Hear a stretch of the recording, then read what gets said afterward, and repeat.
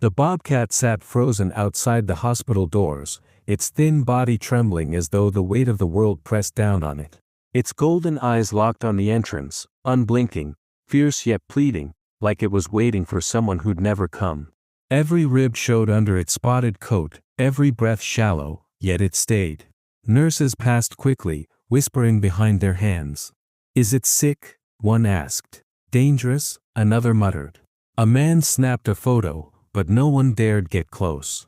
The security guard finally stepped forward, waving his arms. "Go on. Get," he barked, but the bobcat hissed and dug its claws into the concrete, refusing to budge. There was something in its eyes, not just fear, but something deeper, heavier. It wasn't just an animal anymore. It was a question no one could answer. Why here? Why now? Days passed, but the bobcat never moved far from the hospital doors. Rain fell hard, soaking its fur until the spots ran like ink, yet it stayed.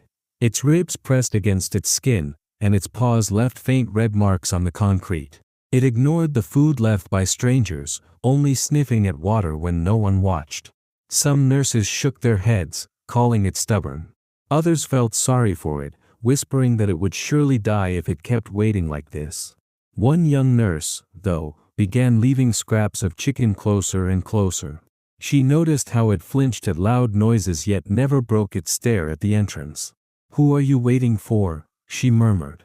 The proud creature, battered but unyielding, began to soften hearts around it. Soon, everyone wondered the same thing: which patient inside had earned such fierce loyalty? That night, the air was bitter and still, but the bobcat stood as if sensing something was about to change. Suddenly, the doors opened, and an elderly man in a wheelchair was pushed outside. At once, the animal sprang up, tail whipping, a raw, aching sound escaping its throat, half growl, half plea. The man froze, eyes wide, then slowly lifted a trembling hand toward it. With a strangled cry, the bobcat darted forward and buried its head in his palm, clinging to him like a lost child. The nurse gasped, tears blurring her vision as she watched. At last, it made sense. This fragile man had collapsed in the jungle weeks ago, and this proud, wild creature had followed, waiting all this time just to see him again. The staff slowly gathered outside, drawn by the strange sound of the bobcat's deep, rumbling purr.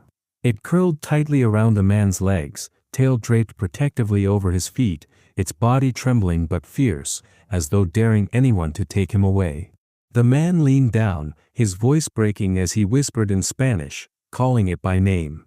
The animal pressed closer, closing its eyes at last, letting out a long, relieved sigh. Even the skeptical guard who once chased it off stood silent, blinking back tears. The young nurse knelt, her fingers sinking into the warmth of its fur, finally understanding the depth of its devotion. Against all odds, against every instinct to run, this wild creature had endured hunger, rain, and fear, just to stay. In that moment, the hospital felt softer, transformed, a quiet witness to love stronger than anything else. In the days that followed, the man grew stronger, his breath steadier, his hands less shaky. Through it all, the bobcat never left his side, curled like a shadow at his feet, guarding him. When the doctors finally declared him ready to go home, the staff arranged for them to leave together. The nurse stood at the door, watching the frail man lean on his wild companion for strength, their bond unbroken. Word of the bobcat's vigil spread beyond the hospital, reminding everyone that love knows no species, no boundaries, and never gives up.